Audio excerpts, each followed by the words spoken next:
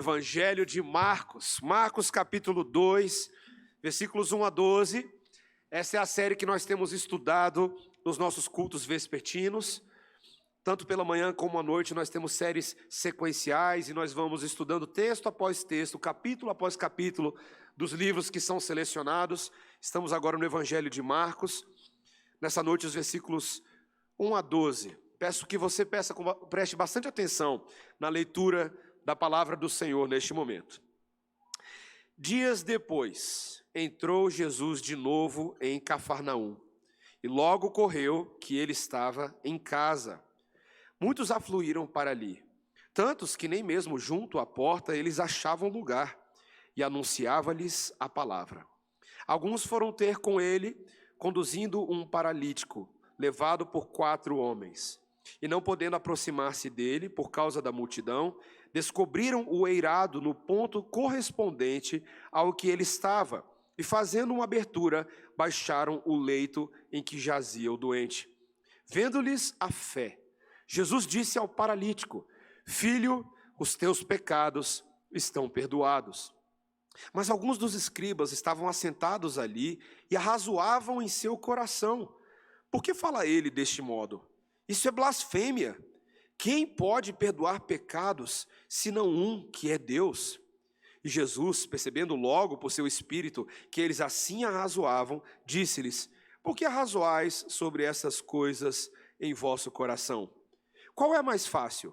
Dizer ao paralítico: Estão perdoados os teus pecados? Ou dizer: Levanta-te, toma o teu leito e anda? Ora, para que saibais que o Filho do Homem tem sobre a terra autoridade para perdoar pecados, disse ao paralítico: Eu te mando, levanta-te, toma o teu leito e vai para a tua casa. Então ele se levantou e no mesmo instante, tomando o leito, retirou-se à vista de todos, a ponto de se admirarem todos e darem glória a Deus, dizendo: Jamais vimos coisa assim. Essa é a palavra de Deus. Vamos orar, irmãos. Ó Senhor, que texto belo, que história fascinante e cativante, Senhor. Sabemos que o teu evangelho está aqui e queremos depreendê-lo e absorvê-lo das palavras que o Espírito Santo inspirou a João Marcos, para que registrasse não somente para aquela primeira audiência no primeiro século, mas registrasse para nós, que séculos depois aqui nos reunimos no nome de Cristo. Senhor, Espírito Santo de Deus, interpreta a tua verdade a nós, em nome de Jesus. Amém. Meus irmãos, como pai, algumas frases vão ficando marcadas no meu relacionamento com os meus filhos, no meu relacionamento da Débora com as nossas crianças. Vários chavões, palavras de ordem, entenda como você quiser. Uma dessas é: levanta daí. Tá? Como pai, eu aprendi a falar levanta daí para os meus filhos várias vezes, em vários contextos. Várias aplicações diferentes da mesma raiz. Levanta desse chão sujo, menino, certo? Das coisas que a gente fala constantemente. Levanta dessa cama que está na hora da igreja. Eles sofrem do mesmo mal que eu tinha quando eu era criança, aquela moleza infantil para acordar. Levanta dessa cadeira aí agora e vai pegar aquele negócio que eu te pedi. Meus irmãos, como autoridade sobre os meus filhos, eu tenho a expectativa de que eles atendam prontamente o meu comando e sejam obedientes. Infelizmente, muitas vezes as coisas não são dessa maneira. Mas, meus irmãos, você sabe o que eu admiro em Jesus? Porque quando Jesus fala, levanta daí, todo mundo obedece. Você parou para pensar a quantidade de vezes que o Senhor Jesus Cristo usou essa frase no Novo Testamento? Ele falou, levanta daí para Lázaro, e sai. Ele falou, levanta para o filho da viúva de Naim. Ele falou, levanta para a filha de Jairo. Falou, talitá, cumi. É o aramaico para levanta. Aqui, meus irmãos, nós estamos diante de uma dessas narrativas de levanta. Talvez um dos maiores milagres, um dos mais famosos de Jesus. E talvez você fique fascinado com o milagre, mas eu quero que eu e você nessa noite sejamos capazes de ver que não é o milagre o grande personagem do texto. Não é o milagre, mas é aquele que dá o comando. Há algo que nós estamos aprendendo especificamente sobre Jesus por meio do que ele faz nesse texto. Há algo sobre a sua autoridade, há algo sobre o seu desejo de salvação, há algo sobre a adoração que nós devemos a esse Jesus que nós acabamos de cantar.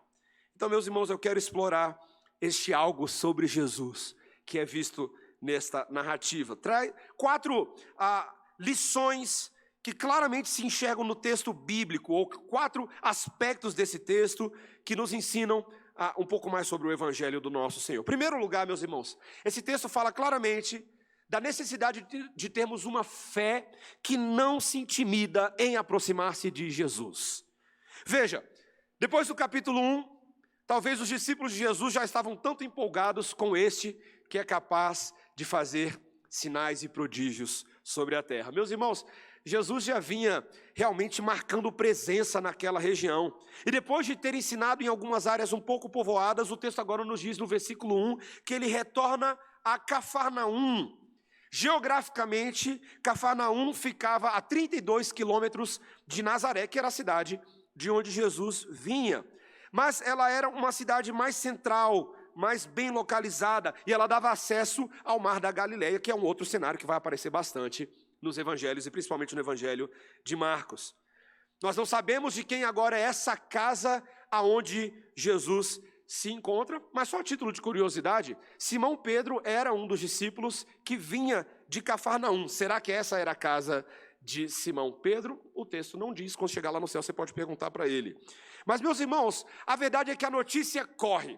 O versículo 2 vai dizer para a gente que quando as pessoas descobriram que Jesus estava em casa, todo mundo se aprumou. Olha aí o versículo 2, veja comigo. Muitos afluíram para ali, tantos que nem mesmo junto à porta eles achavam lugar. Meus irmãos, estava lotado. Todo mundo queria ver Jesus. Mas, meus irmãos, independente da quantidade de pessoas, Jesus não jogava para a plateia, ele fazia aquilo para o qual Deus o designou. O texto diz, e anunciava-lhes a palavra.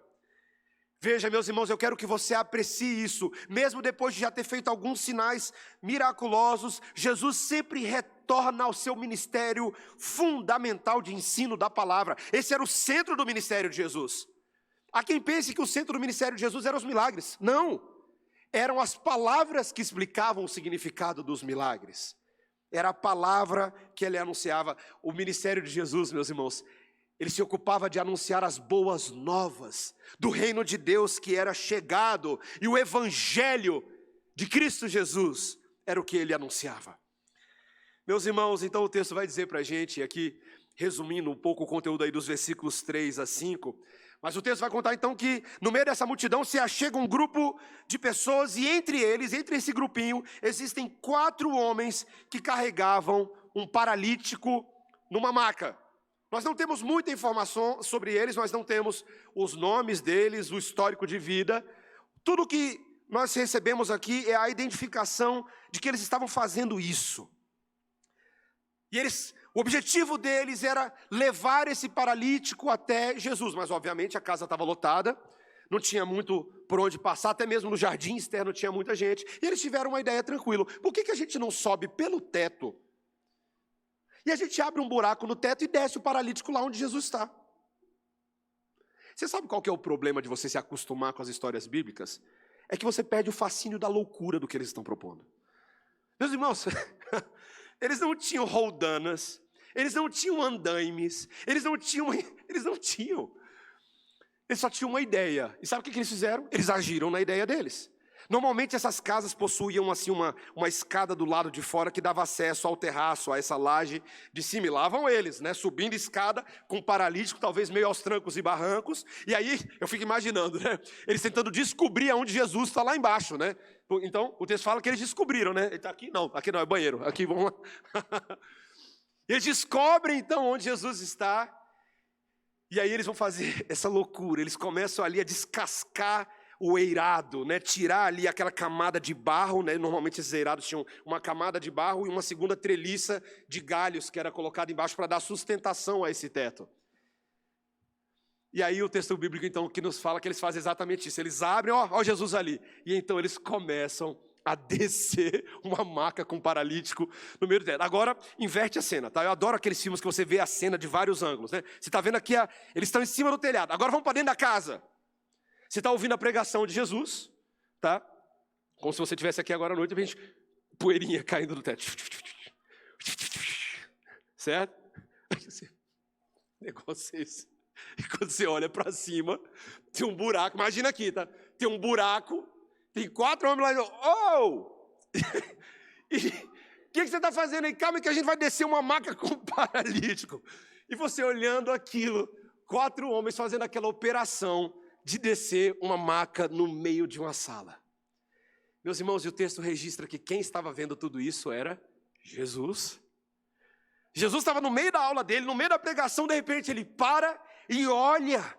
E o texto diz no versículo 5, veja, que ali Jesus, vendo-lhes a fé. Meus irmãos, Jesus viu a fé daqueles 4 amigos. Essa declaração ela é fascinante, sabe por quê? Porque como é possível ver a fé de alguém? Muitas vezes quando alguém diz que tem fé, isso parecia ser alguma coisa abstrata, né? Dentro de nós, invisível. Eu tenho muita fé de que tudo vai dar certo. As pessoas falam isso, é uma coisa que eu tenho dentro de mim. Mas nesse caso, meus irmãos, a fé deles se mostra em obras operosas. Especialmente porque é uma fé que tem Jesus como centro dessa fé. É lá, a gente quer ter com Jesus, é a pessoa de Jesus que a gente tem interesse de ver. Mas, meus irmãos, também não é uma fé em favor próprio, é uma fé em favor de outra pessoa. Essa fé não egoísta desses homens me fascina. Sabe por quê, meus irmãos? Deixa eu tirar o relógio aqui que eu estou ficando empolgado. Vamos lá. Sabe por quê? Quando se fala sobre fé hoje em dia, fé tende a ser um conceito muito individual. Não é verdade? Quando as pessoas falam sobre fé, eu tenho fé para eu alcançar os meus objetivos pessoais. Eu tenho fé para alcançar minhas conquistas, meus sonhos, meus projetos. Mas aqui, meus irmãos, veja, eles fazem algo diferente. Porque essas pessoas que tendem a pensar de forma individualista, elas vão se tornando insensíveis para as questões de outras pessoas, que se tornam invisíveis para elas. Mas esses homens olham para o seu amigo espiritual e pensam, ele é paralítico. Ele não tem condições de chegar andando sozinho, com seus próprios pés, à presença de Jesus. Portanto, nós o levaremos lá. Que linda visão sobre amizade e sobre discipulado bíblico.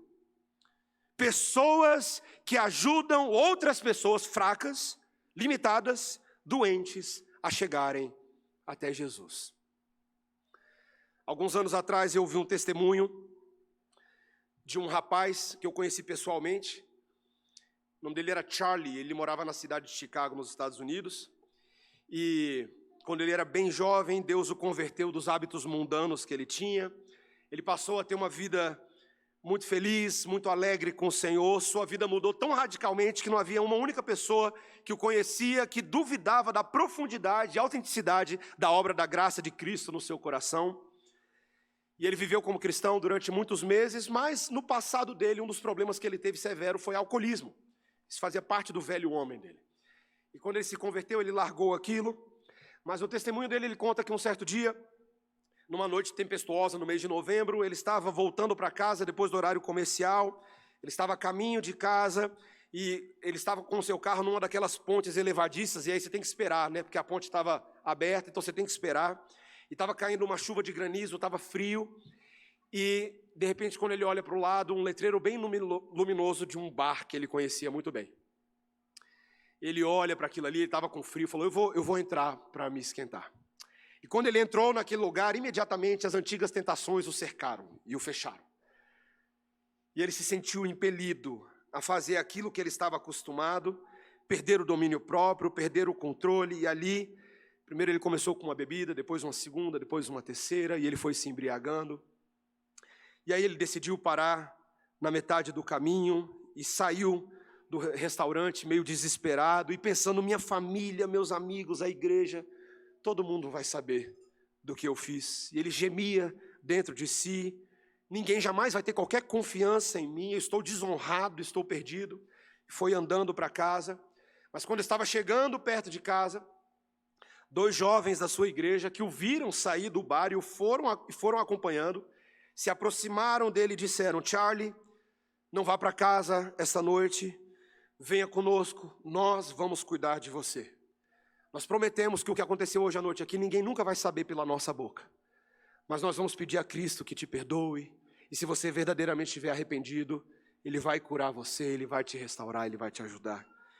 E ali o rapaz então, esse Charlie, vai para casa desses amigos, e ali eles cuidam dele, e no outro dia ele acordou bem melhor, com uma baita dor de cabeça, mas pensando sobriamente, e eles oraram juntos e clamaram o perdão de Deus. E esse Charlie, eventualmente, foi perdoado daquele pecado, conseguiu vencer aquele vício. Hoje ele é um pastor presbiteriano que atua lá nos Estados Unidos e um homem de Deus. Meus irmãos, essa fé interessada em ajudar outros, como esses dois rapazes fizeram, é uma fé que nos fascina, e é uma fé que parece estar cada vez mais em falta no mundo evangélico, tanto autocentrado, pessoas tão individualistas, pensando apenas nos seus interesses pessoais. E eu pergunto, meu irmão, qual é a fé que agrada a Deus em relação aos fracos ao nosso redor? Será que quando aparece um fraco na sua frente, um pequeno na fé, você olha para um lado, olha para o outro e fala, gente, olha esse doente espiritual aqui, será que alguém vai fazer alguma coisa? Pastor, faz alguma coisa, pastor. Olha essa família sofrendo aqui, pastor. Olha esse jovem rebelde. Olha essa irmã se afundando em ansiedade. Será que ninguém vai fazer alguma coisa a respeito? Mané, é contigo mesmo, rapaz. Senhor Deus, envia-me a mim. Tá bom, eu vou enviar o doente para você. Tá aí, tá enviado. Meus irmãos, os amigos mostram fé que fala alto por meio das suas ações. As ações dizem, nós te amamos, irmão. As ações dizem, nós estamos interessados no seu bem-estar espiritual. Essa é a fé que agrada Jesus. Ela não é egocêntrica, ela é outrocêntrica. Quando Jesus fala, tragam essas pessoas a mim, por meio da instrução bíblica, por meio da exortação, por meio da admoestação, por meio dos alertas contra o perigo, dos alertas contra as armadilhas de Satanás, nós vamos levando paralíticos nesse mundo à presença de Jesus. Meus irmãos, essa era a primeira coisa que nós tínhamos para ver. Mas em segundo lugar, veja agora a incredulidade dos líderes religiosos. No versículo 5, Jesus que está vendo essa fé, quando o paralítico chega abaixo, e talvez os homens descem ali também, Jesus diz, é o que o versículo 5 fala, filho, os teus pecados estão perdoados. Nossa, que afirmação de Jesus, né? Acompanha a lógica da história, né? Um paralítico desceu, talvez você esperaria que Jesus falasse, está curado, né? Mas não, ele fala, os teus pecados estão perdoados. Meus irmãos, que frase esquisita. Talvez o próprio paralítico tenha achado aquilo um pouco esquisito e talvez ficado até meio desapontado. Mas, meus irmãos, Jesus, Ele não é superficial. Ele vai até o âmago do problema. O paralítico estava recebendo ali o que ele mais precisava: o perdão de pecados. Porque no fim das contas, meus irmãos, todo sofrimento humano está enraizado no fato da humanidade estar afastada do Criador por causa do pecado. Essa é a raiz de todos os problemas. Jesus estava ali chamando a atenção dele e de todos nós para a maior necessidade que uma pessoa pode ter: ser restaurado à comunhão com Deus. Meus irmãos, no fim das contas, os autores dos evangelhos, como Marcos, Lucas, Mateus, João, eles mostram várias curas feitas por Jesus, mas essas curas, esses milagres, são símbolos mais profundos do que apenas a restauração da carne e do corpo. É a restauração do ser humano, que estava alienado de Deus por causa da transgressão, da quebra. Jesus está restaurando essas pessoas. Segura essa cena aí, a gente vai voltar nela depois. Agora vai para os doutores da lei. Havia ali na casa alguns conhecedores da lei, e o texto nos diz que eles passaram a indagar no seu coração quem esse homem pensa que é. Veja, literalmente, versículo 7, olha só. Por que fala ele deste modo? Isso é blasfêmia! Blasfêmia! Quem pode perdoar pecado senão um, que é Deus? Meus irmãos, a forma de falar de Jesus para aqueles homens parecia uma transgressão contra Deus. Você sabe o que é uma blasfêmia? Blasfêmia é quando alguém reivindica para si prerrogativas exclusivas de Deus. Isso é uma blasfêmia. E esses líderes olham para Jesus e falam: tá bom, você está falando palavras interessantes, realizando uma série de coisas. Ali a gente ainda não entrou aqui no mérito da cura. Mas eles já estão tramando em seus corações, conheciam a lei do Antigo Testamento e começam aqui a ventilar a ideia de punir Jesus com morte por crime de blasfêmia. Veja, meus irmãos, aqui nesse momento eles vão decidir não fazer nada, mas ao longo do livro de Marcos, você vai ver esse levante da liderança judaica para matar o Messias. Meus irmãos, muitos líderes religiosos não podem aceitar a autoridade e a verdade do Filho de Deus, e por isso farão de tudo para usar a lei em seu favor próprio. Perseguirão a Jesus, perseguirão a todos os seus seguidores, porque eles representam uma ameaça ao status quo. E a gente não deveria esperar nada muito diferente nos nossos dias, não, tá? Não estou falando só de lá atrás, estou falando de hoje. Quinta-feira agora, meus irmãos, na próxima quinta-feira, eu teria a oportunidade de fazer aquela viagenzinha missionária e estar com o reverendo João Petrecelli no Nepal, de quinta-feira até o outro sábado. E quando o reverendo João Petrecelli, no ano retrasado, na verdade antes da pandemia, fez a primeira menção, me constrangeu aqui na frente da igreja, na escola dominical online aqui, falou: ó, igreja, libera o pastor Mateus para ir lá no Nepal. Me constrangeu. O conselho aceitou, eu aceitei, estamos indo. Mas alguns meses atrás eu falei assim: é bom dar uma estudada sobre o Nepal, né?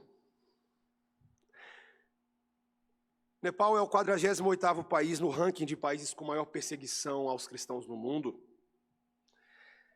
O motivo pelo qual a perseguição principalmente acontece no Nepal é por causa dos hindus, da liderança hindu. Mesmo que o Nepal hoje não seja mais um país que tenha como religião oficial o hinduísmo, muitos grupos radicais ainda desejam que o Nepal retorne às suas raízes hindus. Muitos dos cristãos no Nepal são convertidos do hinduísmo e esses convertidos sofrem uma pressão significativa das suas famílias, das comunidades. Se uma família descobre que um membro da sua casa virou crente, essa pessoa pode ser expulsa de casa, pode ser até mesmo atacada violentamente. Existem leis no Nepal que limitam a liberdade religiosa com leis anticonversão. E você ainda tem vários bolsões do país, destruição de igrejas, fechamento forçado de igrejas, com exceção das igrejas que são mais turísticas, mais voltadas para os estrangeiros.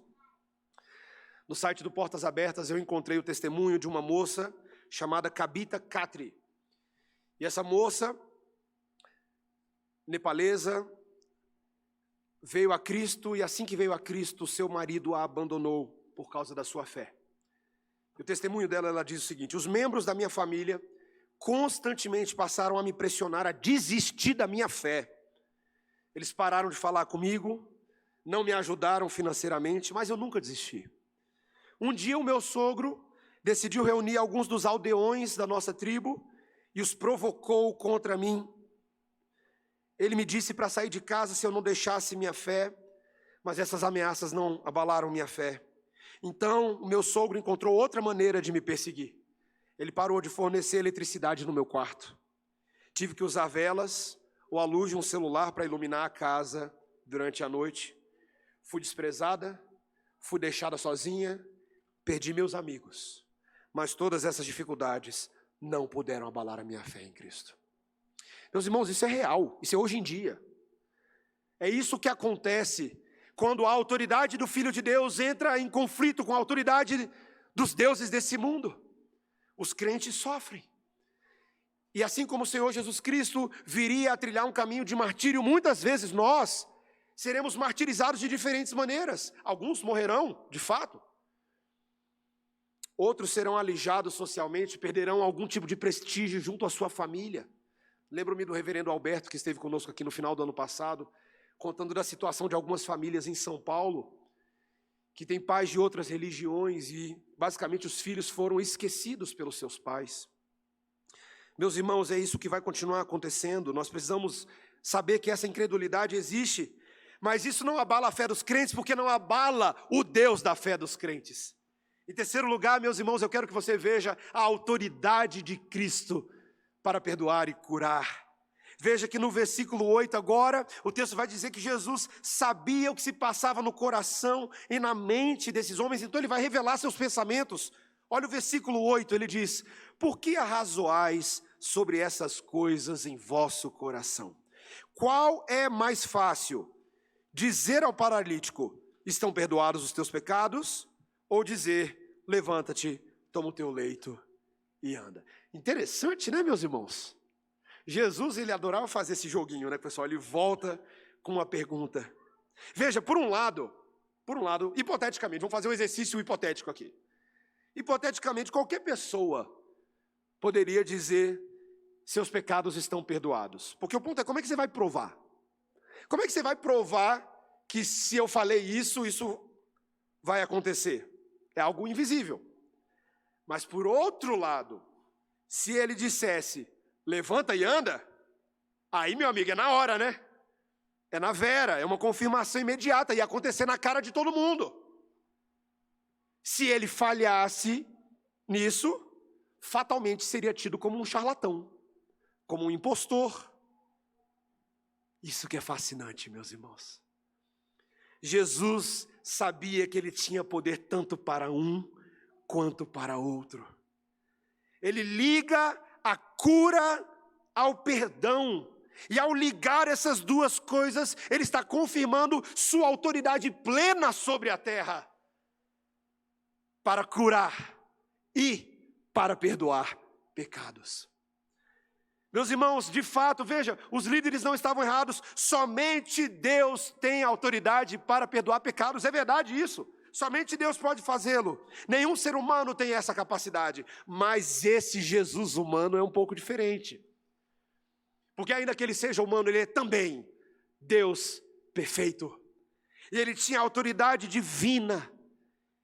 E no versículo 10, veja comigo, versículo 10 e 11, olha o que ele diz. Ora, para que saibais que o Filho do Homem tem sobre a terra autoridade para perdoar pecados, disse ao paralítico, eu te mando, levanta-te, toma o teu leito e vai para a tua casa.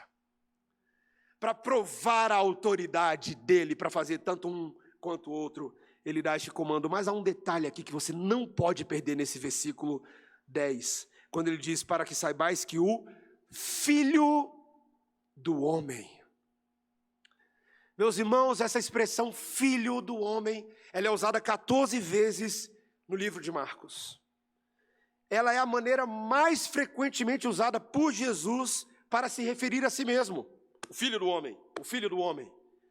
Ninguém mais se refere a Jesus no Novo Testamento com esse título. Só ele se refere a si mesmo com esse título. Fantástico, né? E aí eu te pergunto, de onde vem essa expressão Filho do Homem? Aonde ela surgiu pela primeira vez? Do texto que nós lemos hoje na liturgia, Daniel capítulo 7.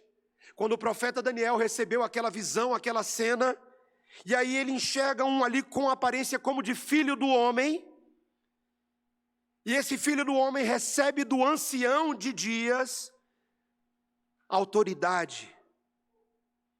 E ele passa a ser alguém que vai representar os homens, esse Filho do Homem. Alguém que vindicaria o sofrimento do povo de Deus que estava cativo na Babilônia. Alguém que se identificaria com o povo sofredor. Meus irmãos, quando Jesus faz uma ponte diretamente com Daniel capítulo 7, versículo 13, ele está dizendo, eu sou aquele Filho do Homem de Daniel. Eu sou aquele Filho do Homem de 570 anos atrás. Daquelas palavras. Sou eu, estou aqui, essa é a minha missão. Eu vim como Deus verdadeiro, mas também como um filho de entre os homens, para ser o Messias, para ser o servo obediente, para sofrer em favor da humanidade sofredora, para trazer redenção. Meus irmãos, a autoridade que Jesus tinha para falar o que ele falava, para fazer o que ele fazia, é porque ele era aquele que estava disposto a ir na cruz para cumprir a redenção de Deus. Ah, meus irmãos, esse filho do homem. Daniel estava vendo só o trailer do filme, né? Está lá, taradã, o trailer do filme.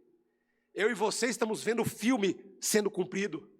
Porque o Filho do Homem de fato foi para a cruz. O Filho do Homem ressuscitou. O Filho do Homem subiu aos céus. O Filho do Homem recebeu o cetro. O Filho do Homem recebeu domínio sobre todo o povo, língua, nação, sobre todos os seres viventes. O Filho do Homem está reinando neste momento sobre a igreja.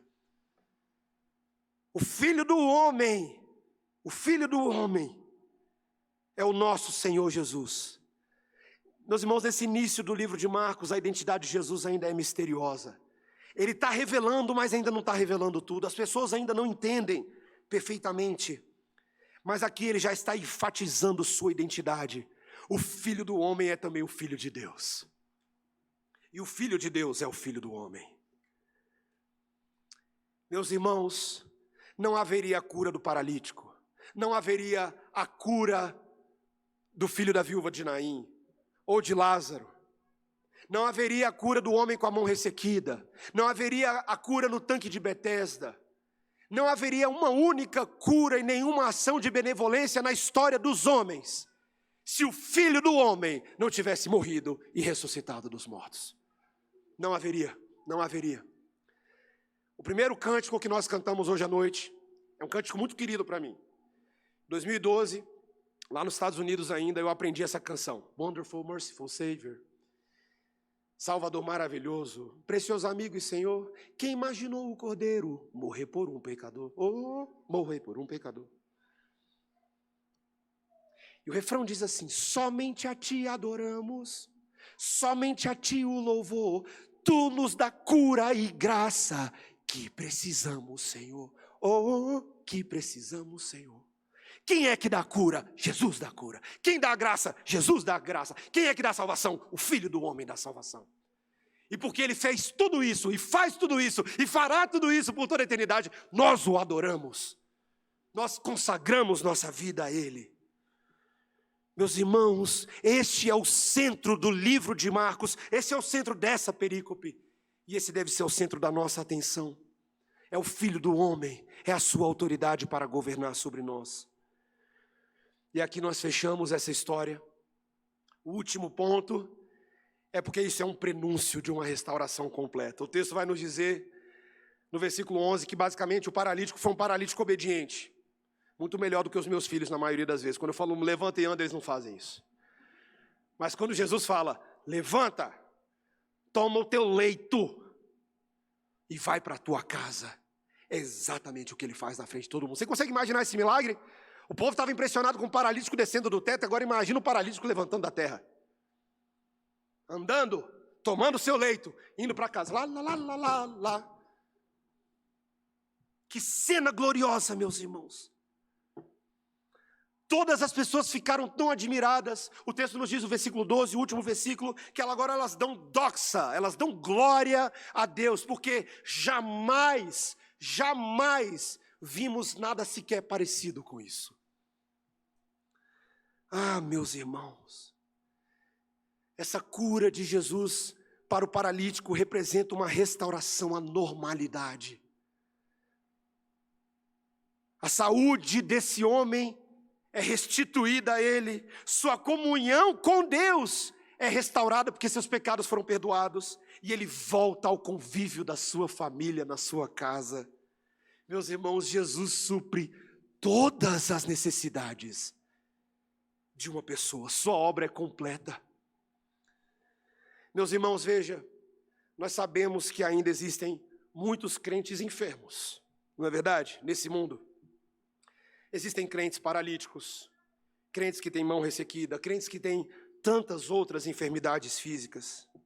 Alguns receberão restauração, curas e milagres ainda aqui. Alguns cremos nisso com tranquilidade. Outros, tantos outros, precisarão aguardar um pouco mais. Mas o fato de que Deus perdoa pecados, tanto de um quanto de outro, é a garantia de que todos nós herdaremos corpos celestiais.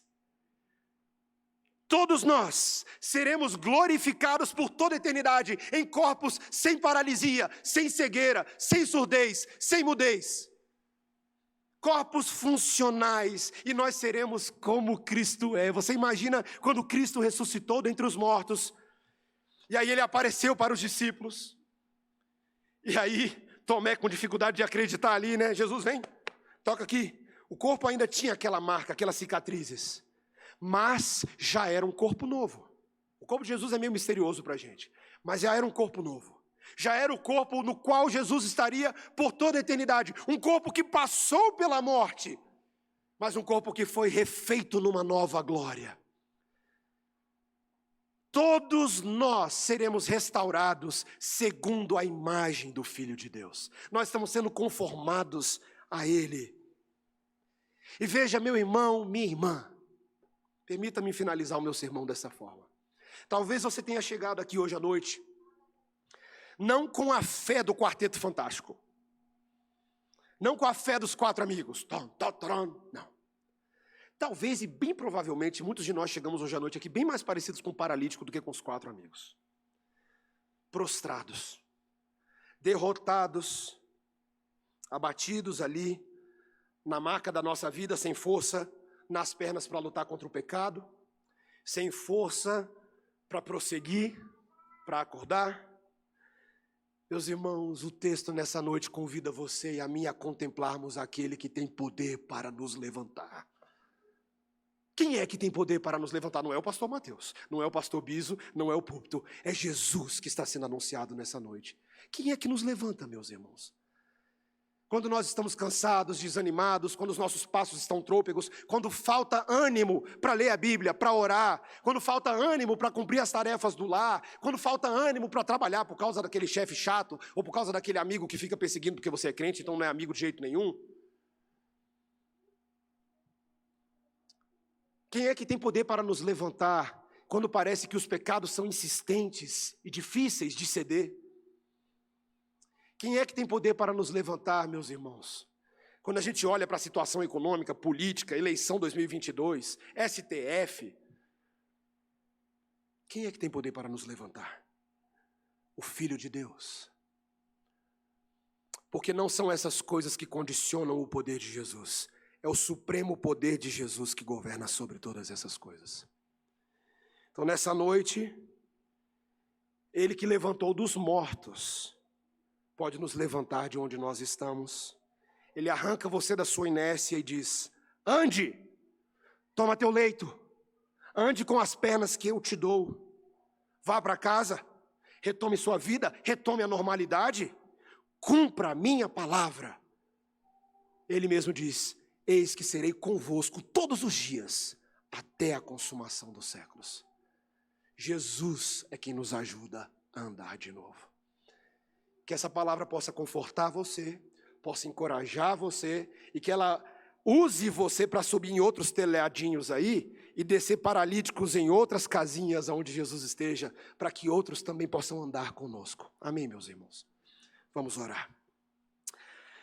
Ó Senhor Deus, ó Senhor, nós não temos poder para fazer as coisas se levantarem, mas quando Deus ordena, levanta daí, não há quem possa resistir ao comando da sua voz. É o Senhor quem nos levanta do chão sujo. É o Senhor quem nos levanta para a gente ir para a igreja. É o Senhor quem nos levanta e nos dá ordens de responsabilidade e mordomia para a glória dEle. Senhor, obrigado, porque a Tua ordem também é consolo. Ela conforta, ela levanta os desanimados, ela cura verdadeiramente. E Senhor, não há dúvidas que uma das aplicações que nós trazemos em oração nesse momento é: Senhor, cura os irmãos que estão enfermos. Cura, Senhor. Nós cremos que o Senhor pode nesse momento alcançar todos aqueles irmãos ali da nossa lista de oração da igreja e curá-los. O Senhor tem poder para isso e nós cremos e pedimos, Senhor. Cura também aqueles com enfermidades que não são também tão aparentes aos nossos olhos, Senhor. Enfermidades do coração. Pessoas que estão afundadas em espirais de depressão e ansiedade, que estão dependentes de ídolos, que têm condicionado seus pensamentos e seus afetos. Senhor, livra teu povo da idolatria. Cura nosso coração, Senhor.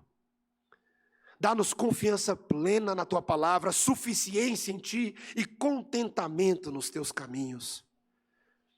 Senhor, cremos num Deus que cura e rogamos que o Senhor traga, sobretudo, a cura que nos leva ao céu.